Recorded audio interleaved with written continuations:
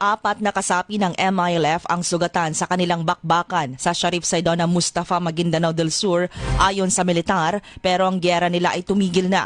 Hindi na muling sumiklab pa ang gulo sa Barangay Linantangan, Sharif Saydona Mustafa matapos mamagitan ang militar, PNP at MILF ceasefire funnel. Sinabi ni 6th Infantry Division spokesperson Lieutenant Colonel Ronald Soscano na sangkot sa rido o away pamilya sina MILF 118th Base Command Brigade Commander Kagigani Adam at 128th Base Command Field Commander Sainuddin Cairo. Sa ngayon ay tahimik na ang lugar at patuloy na minomonitor ng militar ang sitwasyon para hindi na maulit pa ang gulo. Kahapon din tinungo ni Maguindanao del Sur Police Provincial Director Colonel Sultan Salman Sapal ang Barangay Linantangan at kinausap ang mga barangay officials.